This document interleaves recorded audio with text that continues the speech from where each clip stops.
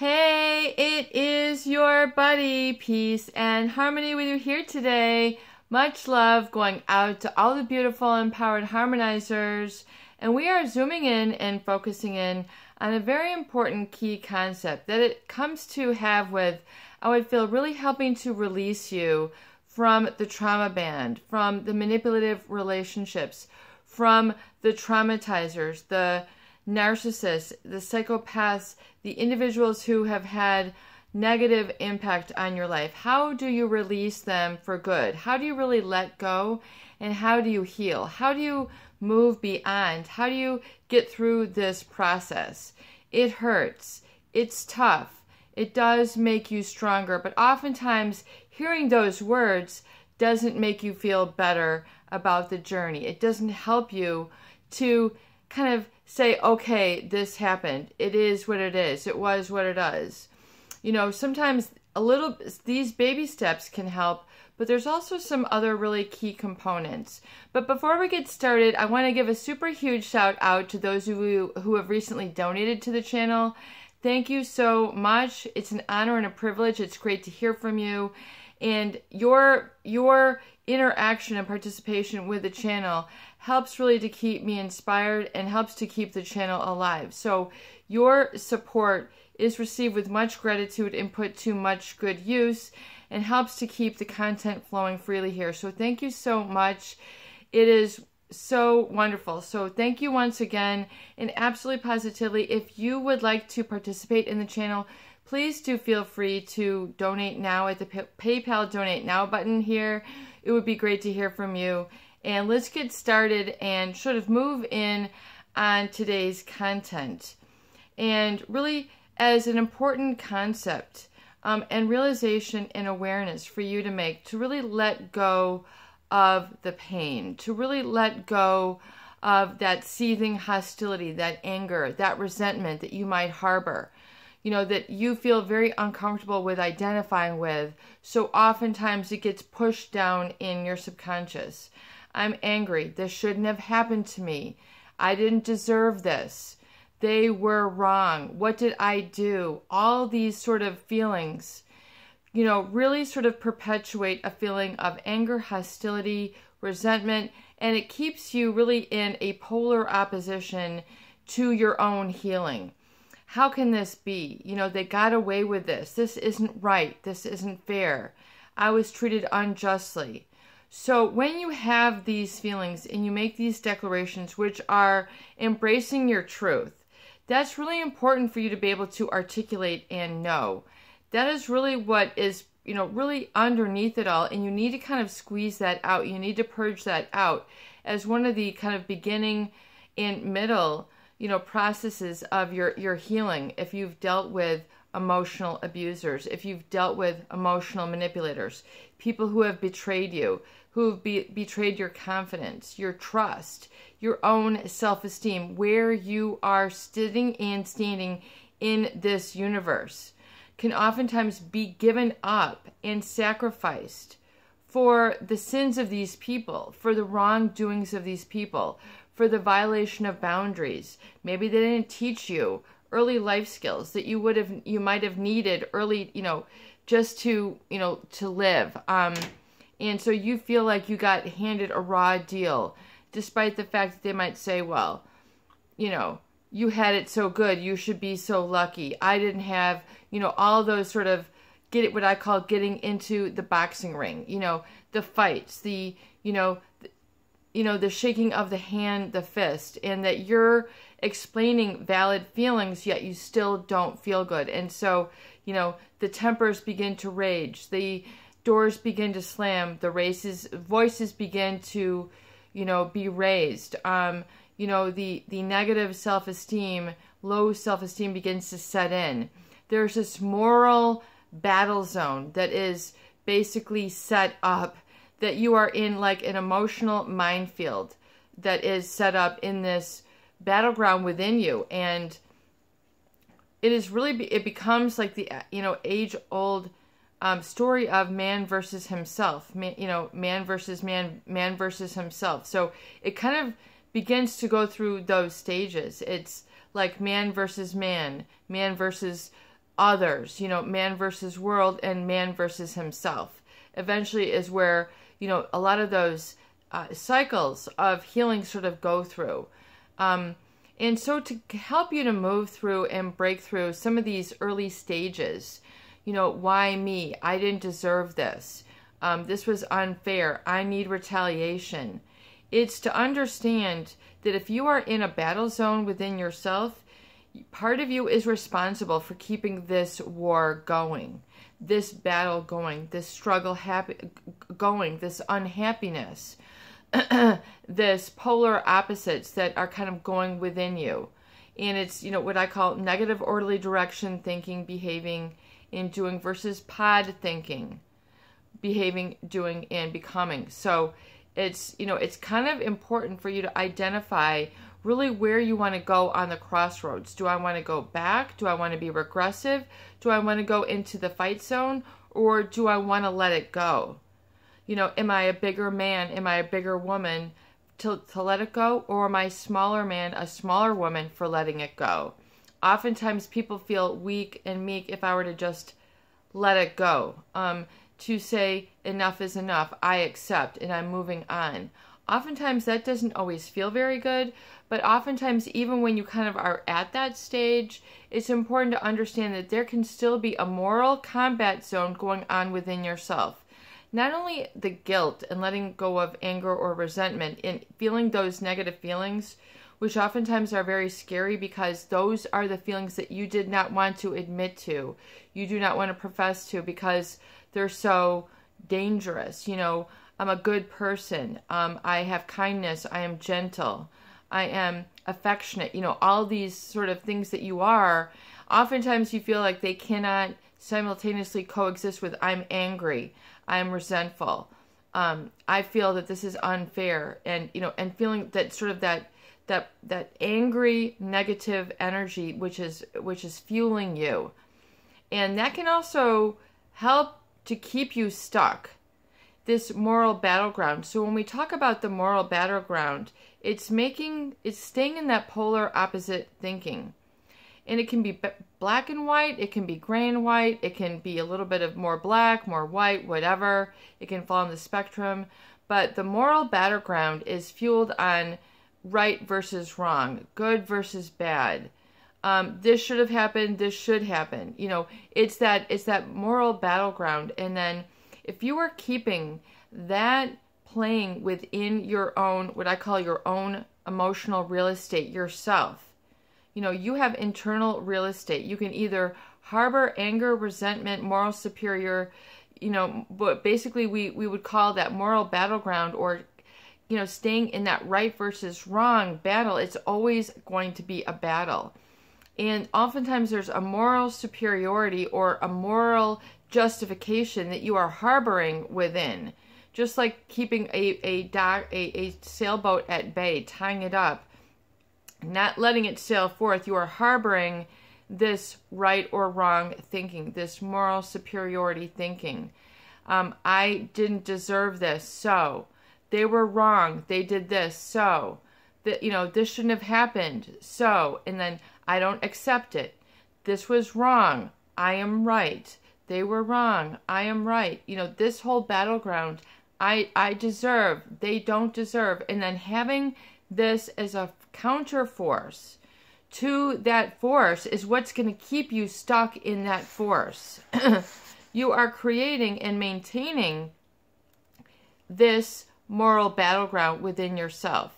And because if you're keeping the struggle within, you are still harboring the feeling and the wanting to explain and express to this person, you were wrong. This was not right. You did not listen. You were betraying me. You were living a lie. You didn't communicate this to me. All these sort of moral, moral fuels that, or moral sort of zapping of your energy can oftentimes plague your thinking, and furthermore, more in depth, your feeling in your limbic brain, that sort of subconscious and emotive area. The subconscious is, that fight or flight mode. And the fight or flight can continue to be lived in, especially when you become aware of the fact that you are kind of harboring this back and forth. And it keeps you procrastinating. It keeps you from the lessons learned. And Eckhart Tolle brings this up in his book, A New Earth, Awakening to Your Life's Purpose. And he talks really eloquently about this battle in his book. You know, the ego and the fact that the ego is strengthened when it is made right. The ego is strengthened when it's made right. So it's like you're staying in this egoic battlefield. If part of you is still stuck in, I'm right, this was wrong, and you're being fueled by that negative energy, it's keeping you in that lower vibration. It's keeping you stuck. It's keeping you depressed. It's keeping you feeling like I'm not fully healed. If you're still harboring that conversation, you know, with your abuser, with the neglector, with the manipulator, with the controller, with the criticizer, with whoever it is, who this is, or maybe number of people who this is, you're still keeping you're still keeping yourself limited and stuck by that, in that moral battleground. And you very well can be right, and you very well were treated unfairly. This very well could have been horrific and should not have happened, and should have had protection provided to you so that this did not happen, so that things were able to remain in check. However, you know, now that you're free, you know, now especially if you go no contact, and even furthermore, you know, you need to get emotional distance from this. And if you don't give yourself your own right to life, even though if this person might have given you life, they might have been your parents, they might have been a boss, they might have been a teacher who quote unquote gave you life, they gave you life. This is your life to live. It doesn't mean that you have to engage in a story that constantly involves them. However, most people's identity, especially if they have experienced a trauma bond, deep within, like the layers of an onion, getting right down to that little center spot, is to say part of my I am is defined because of this. And that very well can be so. But having a negative I am that is founded on this, which is causing you to continue to harbor sort of this right versus wrong, and you're strengthening your ego from this, but it's still keeping you stuck, it's very important for you to look at that battleground, and it's time to just stop the struggle and just let it go. Stop the angst, you know, and the brooding and the waffling and the floundering that can, you know, keep that feeling, they're wrong, this is wrong. And look at other ways to strengthen your ego. That is what the recovery date is all about. That is what the recovery journal is all about. That is what the recovery gift is all about. That is what your affirmations are all about. They're all about strengthening yourself at your essence, beyond the definition, beyond the feelings, beyond the criticism, beyond the accusations that were set forth, imprinted and conditioned within you, programmed within you. So if you look at your conditioning, meaning just like you'd condition your hair, you'd condition or train a computer or program a computer, yourself, part of your instinct or your limbic mind, your limbic brain, and your prefrontal cortex, your thinking rational brain, is learned and captured the lessons that were set forth all throughout your life. So especially through ages 0 through 7, that's really when you learn your truth. So examine for yourself kind of, what did I learn about myself in the world and others and relationships from 0 to 7? You know, what is my truth? What did I pick up then? And what am I still carrying like a torch right now, that I have like, you know, an eternal infinity candle that's burning in my house right now, that's always, you know, ignited? And is it ignited by negative validation? Is the flame very dark? In other words, is it really not filling you with light and lightness? Is it not giving you that high energy that, I can go anywhere, I can do anything, I believe in myself, I'm a person of value. I am. Is your I am centered around the positive? Or is it centered around the negative? And are you somehow in all part of that journey, in all part of that experience, did you take away a negative I am? Was this then reinforced as you went into your elementary school? Was it reinforced in your high school, your college? Maybe you didn't go to college, your trades, your work, your marriages. Where is your negative I am still? Where are you still burning that like an infinity candle? And if so, can you put it out? Extinguish it. There's a concept in psychology called, extinguishing behaviors. Means you're stopping the reward. You're not rewarded. To reinforce a behavior means to reward it. To extinguish a behavior means to stop it, like putting something out.